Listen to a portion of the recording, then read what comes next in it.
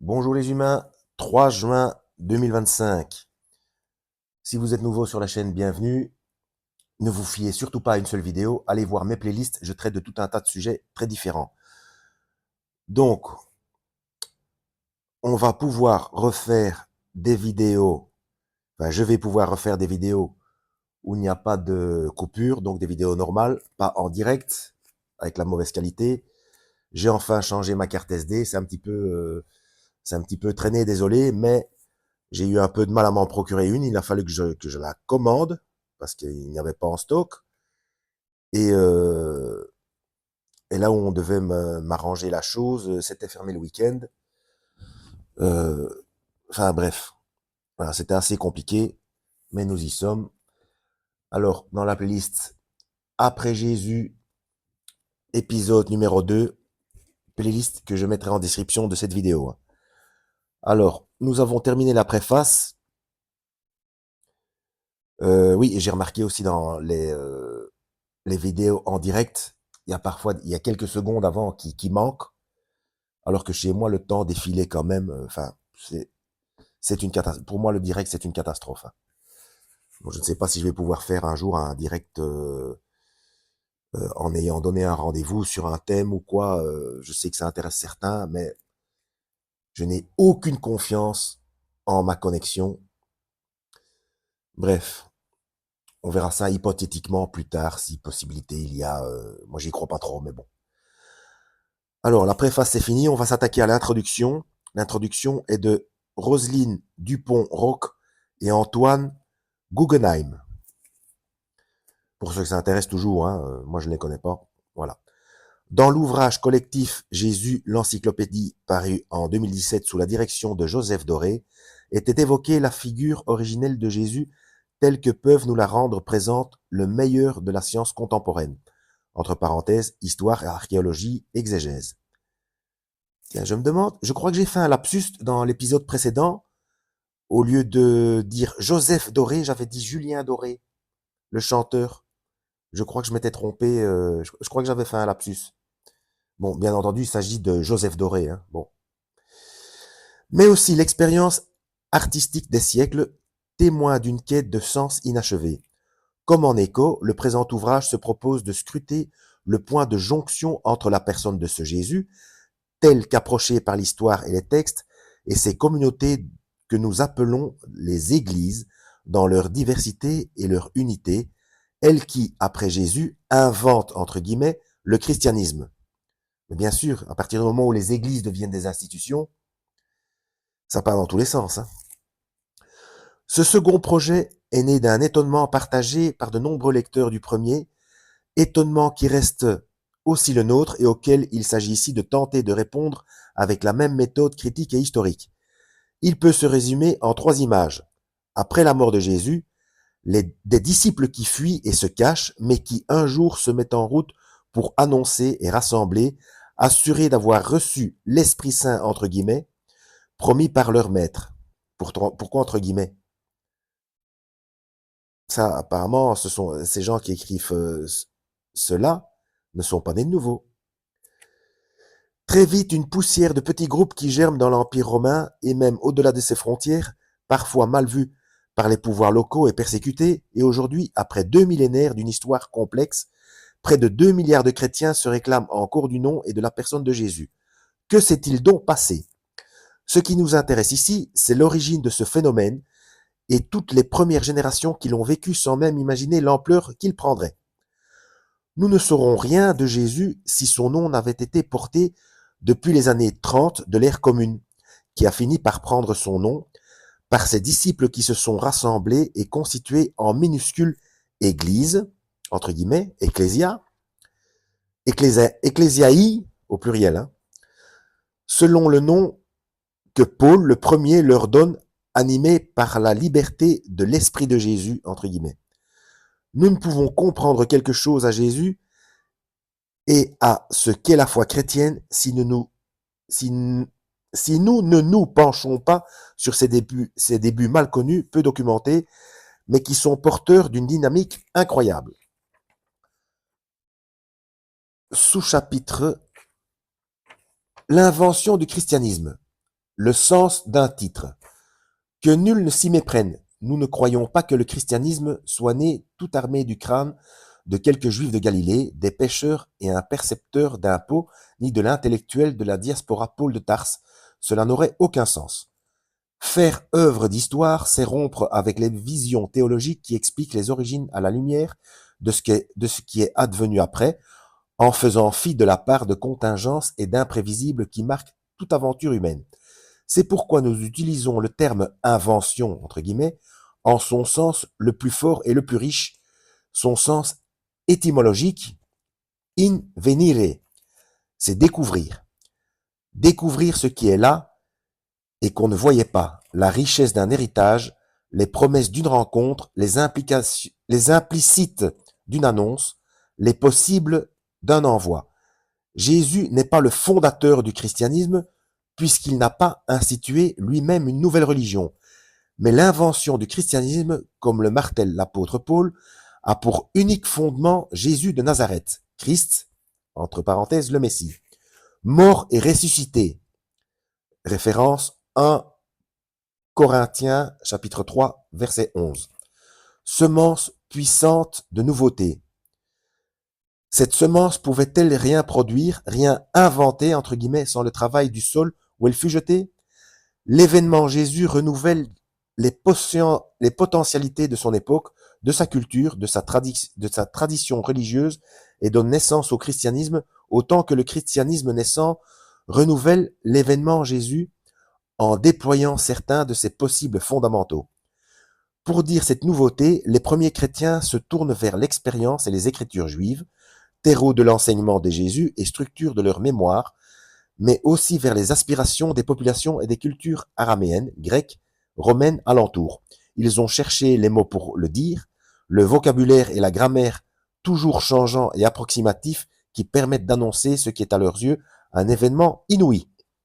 Comment s'est constitué dans ces tout petits groupes humains un mode de vie et de croire suffisamment puissant pour se trouver à la fin du IVe siècle en position d'être reconnu comme religion de l'Empire romain? Jésus n'a rien écrit, sauf un jour, selon l'évangéliste Jean, quelques mots sur le sable. Ah oui, je vois. Il n'a laissé ni loi, ni règlement, ni code de vie. D'ailleurs, il n'y a rien d'indiqué sur ce qu'il a écrit sur le sol. Ce serait quand même curieux à connaître ça. Ce serait très intéressant. On ne trouve dans son enseignement aucun modèle d'institution religieuse, encore moins politique. Il n'a pas confié à ses disciples d'autres signes de reconnaissance et de ralliement que le repas partagé en mémoire de lui. En mémoire. Je dis ça pour les légalistes. Hein. Un repas familial et cultuel à la manière juive, avec ses gestes, ses rites, ses paroles propres. Alors les références, c'est Exode chapitre 12, versets 25 à 27, et Luc chapitre 22, versets 7 à 13. Alors bien sûr, oui, je dis ça, j'appuie là-dessus en mémoire de lui pour les légalistes. Bon, ça, ce sont les paroles de Roselyne Dupont-Roch et Antoine Guggenheim, mais ce sont les paroles de Yeshua lui-même. Hein. Donc, il n'y a pas de débat, quoi. Et en guise de prière, les quelques phrases du Notre Père qui s'ancrent dans le cœur de la tradition juive.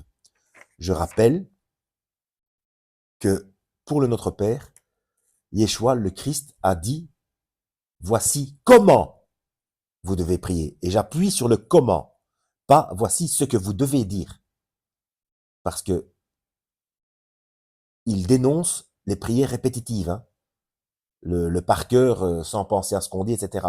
C'est dans quelle direction, dans quel sens, avec quel mode de pensée, avec quel esprit, quel état d'esprit il faut prier.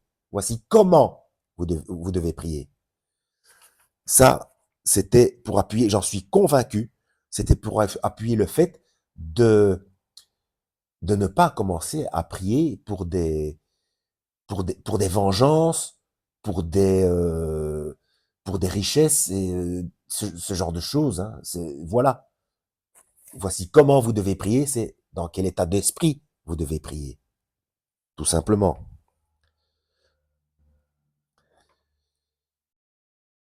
Ce qui rassemble ces disciples de la première génération et les constitue en Église assemblée, c'est le Seigneur Jésus-Christ, qu'ils croient présent au milieu d'eux et dont ils ne cessent de faire mémoire, qu'ils célèbrent, racontent, annoncent, enseignent dans l'espérance de son retour. La caractéristique des premiers chrétiens est la vie scandée par la prière commune, le partage du repas du Seigneur, le partage des biens, une intense solidarité, le témoignage d'une espérance pour tous. Non, de nouveau, la caractéristique des premiers chrétiens est la vie scandée par la prière commune. Non, non, non. Vous voyez, il faut faire attention, toujours se référer aux instructions du Christ. Le Christ a bien dit, quand tu pries, entre dans ta chambre. Donc être seul avec le Seigneur. Et ton Père qui voit dans le secret, c'est ce que tu as besoin avant même que tu le lui demandes.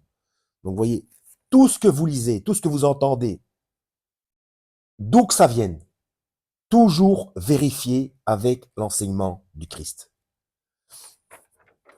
Prière commune? Non, non. C'est excessivement secondaire. Surtout dans le...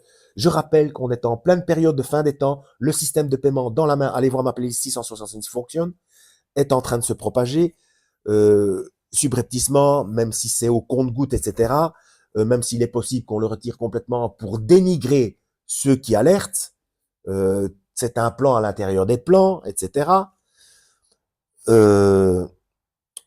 Comment? Même les églises, même si vous êtes, enfin, allez voir mes playlists concernant les religions, vous savez qu'il y a des problèmes avec le pentecôtisme, c'est pas que le catholicisme, c'est partout. Même les religions chrétiennes n'obéissent pas à Dieu. Donc, 95%, donc 95% des pasteurs, curés, tous les dirigeants religieux, etc., sont francs-maçons. Ce sont des loups déguisés en brebis. Euh, il faut sortir du milieu d'elles. Il faut sortir des églises, constituer des églises maisons, étudier vous-même la parole. Si vous ne pouvez pas rester seul dans votre coin, c'est ce qu'il y a le mieux à faire parce que dans n'importe quelle institution, même chez les baptistes, même chez où que vous soyez, même chez les évangélistes, etc. À un moment donné, si vous accrochez aux enseignements du Christ, vous allez entendre et voir des choses dans votre lieu de culte qui ne, qui ne vont pas. Ça ne va pas. Il faut se retirer de tout ça et s'isoler, soit avec quelques personnes sûres, faire des églises maison. Il n'y a que ça à faire. Parce qu'avec ce moyen de système de paiement dans la main, je rappelle pour une fois de plus, oui, je suis répétitif, c'est comme ça. On ne sait jamais pour les nouveaux qui arrivent. Si vous habitez en région parisienne, il y a l'île de la Jatte. C'est une île sur la Seine, entre Courbevoie et Neuilly. Il y a une pharmacie, il vous fait une procédure et vous pouvez payer avec la main. Et les 3 carrés du QR code ou les 3 doubles lignes sur les codes barres, chaque fois que vous faites vos courses, c'est du langage binaire informatique qui a été propagé par Georges Laurer à partir de 1973 ou 73. C'est du langage binaire informatique, c'est comme ça. C'est le 666. Tout ce qui est commercial, c'est 666, c'est comme ça. Et on commence à pouvoir payer avec la main. Voilà. Et en Chine, c'est probablement avec le front. Enfin, ça correspond à ce qui est indiqué dans Apocalypse Red, versets 16 à 18. Hein. Voilà. On continue. Car les disciples ne veulent pas rester entre eux. La dynamique du groupe est celle de l'annonce. La mission est constitutive de leur foi. L'évangéliste Luc met dans la bouche du ressuscité le projet de la mission jusqu'aux extrémités de la terre. C'est dans Actes chapitre 1, verset 8. Et ce souci habite la conscience d'un Paul, dans Romains chapitre 15, verset 19 et 20, dont les lettres aux communautés qu'il a contribué à créer sont les tout premiers documents chrétiens qui nous soient parvenus. C'est pour la mission que se constituent les premières expressions orales de l'annonce. Le, entre guillemets, kérigme, les confessions de foi, les catéchèses, les catalogues de paraboles, les récits d'actes de puissance, etc. C'est à partir de ces noyaux et de l'expérience de la mission que les chrétiens de la deuxième génération écriront ces grandes synthèses du Nouveau Testament que sont les évangiles. Alors, je vais aller voir un terme, donc le kérigme. Le kérigme, donc dictionnaire. Oui, alors évidemment, le premier boulot, eh bien, c'est d'annoncer, hein, d'annoncer ce que le Christ a fait, du pourquoi, voilà, il a donné sa vie pour le pardon des péchés, etc. Euh, c'est pour la survie de l'âme. Et maintenant, ce qu'il faut surtout faire, c'est utiliser, allez voir ma playlist 666 fonctionne, ou allez voir, ou si vous trouvez ça ailleurs, faites-le ailleurs, mais la preuve de la propagation du système de paiement dans la main. Donc, tout ce qu'il se passe se trouve dans la Bible, pas dans le Coran, pas dans le livre des morts tibétains, et puis dans le Nouveau Testament, hein, donc même dans le Tanakh des judaïques, c'est pas complet. Ce qui est en train de se passer, c'est, bon, dans Daniel, évidemment, Ésaïe, etc., mais le moyen de paiement dans la main qui est en train de se propager, c'est dans le Nouveau Testament, dans le livre de l'Apocalypse. Hein. Donc, il faut porter au maximum de personnes connaissance de ce qui est en train de se produire et que c'est Yeshua qui a expliqué tout ça et qu'il est venu donner sa vie pour qu'on puisse avoir accès à l'après-vie de manière sécuritaire, on va dire. Donc, je jette un œil pour voir Kérigme. Bon, j'ai cherché dans mes deux dictionnaires, j'ai pas trouvé, il suffisait que j'aille voir dans le glossaire du livre. Bon, tant mieux, j'ai trouvé. Alors, kérigme signifiant, entre guillemets, proclamation ou prédication. Le mot grec kérugma désigne la proclamation centrale du christianisme primitif, à savoir celle de Jésus, mort et ressuscité, apparu à des témoins qualifiés et proclamé Christ, Seigneur et Sauveur par sa résurrection. Selon les Écritures, les formulations de ce kérigme sont plus ou moins longues, jamais totalement fixées. La plus développée se trouve en 1 Corinthiens chapitre 15, versets 3 à 7. Bon, en fait, c'est ce que je viens de faire quand j'ai dit qu'il est mort pour nos péchés, sacrifice, etc., ressuscité, qu'il est Seigneur et Sauveur. Ça s'appelle un kérigme. Voilà, c'est une proclamation ou prédication. Ok. 17 minutes déjà. On va continuer un petit peu, hein, parce que j'arrive à la fin de la page. De la plage. Oh, oui. Si je pouvais être à la plage, il commence à faire bon. Après, il va falloir que j'y aille. Toujours des trucs à faire, c'est pénible. Le choix donc sous-chapitre suivant, le choix d'une temporalité. Nous avons choisi d'étendre notre enquête jusqu'aux années 250 pour observer sur un laps de temps suffisant, une petite dizaine de générations, la manière dont les chrétiens inventent les moyens d'enraciner la semence de Jésus et d'en vivre. Et d'en vivre. Je suis curieux de voir ça. Là, ça sent la déviance. Nous n'avons pas choisi de nous arrêter au premier concile de Nicée, 325, ni à la conversion de l'empereur Constantin que ce concile implique, terme habituellement admis d'une première expansion, entre guillemets, du christianisme. Point. Et après, il y a le pourquoi. Mais on va s'arrêter là parce que je sens que l'explication va être longue. Donc, je vais mettre mon marque-page ici et je vais vous montrer parce qu'il y a une... je vais faire comme dans la playlist La véracité de la Bible. Hein. Chaque fois qu'il y a une preuve archéologique, je la montrerai en image. Le chrisme reliquaire paléochrétien, Carthage, 5e siècle. On appelle chrisme la superposition des deux premières lettres qui, donc X, et Rho, P, du nom du Christ en grec, Christos. Le Rho majuscule est parfois remplacé par un axe vertical et le qui enrichi d'un axe horizontal, si bien que le chrisme ressemble alors à une étoile à 6 ou 8 branches, parfois flanquée des lettres alpha et oméga. Le chrisme ici est entouré d'une couronne de laurier. Voilà, je vous montre voilà, la relique. Bon, pour ceux qui me connaissent, vous savez que j'ai des réserves par rapport à ce chrisme. Hein. euh, en fait, on y voit déjà le syncrétisme. Hein, c'est déjà le mélange entre le romanisme, est-ce qu'on peut dire romanisme, enfin la religion romaine, et le christianisme. Hein. Donc c'est un syncrétisme, c'est un mélange. C'est voilà, c'est une manœuvre politique. Hein. Voilà. Et pour ceux qui disent que oui, c'est ça que Constantin a vu dans le ciel, eh ben oui, donc ça veut dire que ce n'était pas la croix, tout simplement. Voilà. Donc méfiez-vous des religions, même chrétiennes, qu'elles soient même protestantes ou celles qui... Le problème avec l'humain, je crois que je l'ai déjà dit, hein, le problème avec l'humain, c'est que quand on lui démontre qu'il y a une grosse erreur dans sa religion, il plonge tête baissée dans la religion qui dénonce les erreurs de ce qui va devenir son ancienne religion.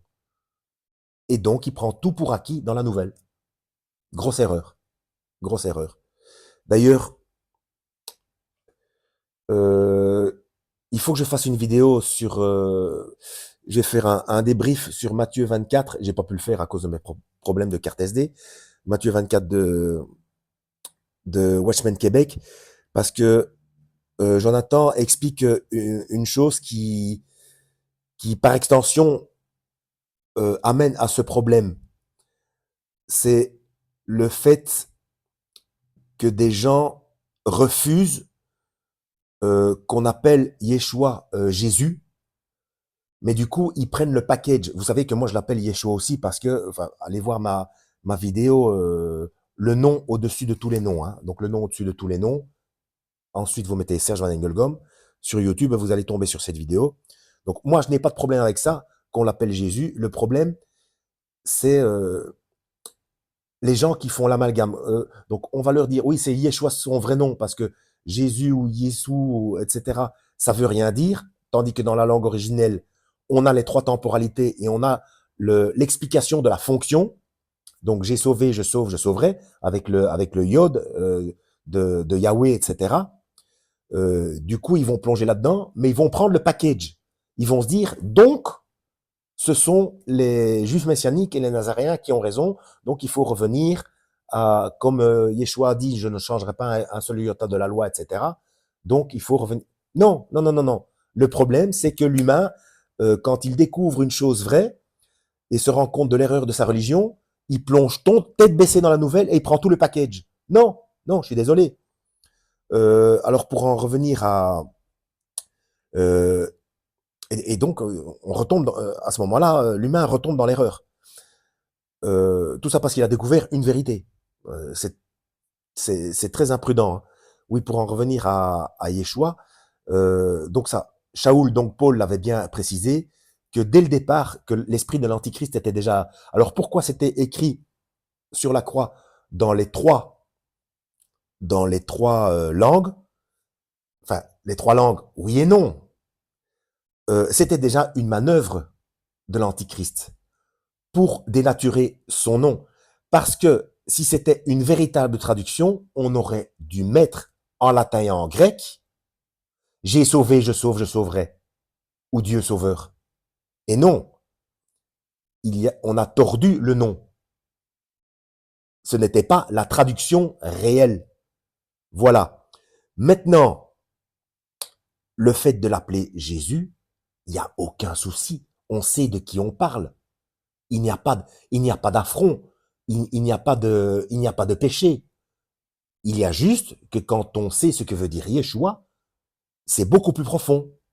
Voilà, il y a toute sa mission dans son nom. Il y a sa fonction. Donc, ce que Jonathan voulait dénoncer, c'est le package. C'est de là que vient le danger. Voilà. Donc, il y avait bien les trois manières euh, de son nom, mais les deux suivantes, qui n'étaient pas en hébreu ou araméen, ce n'était pas la traduction. C'était déjà une transformation.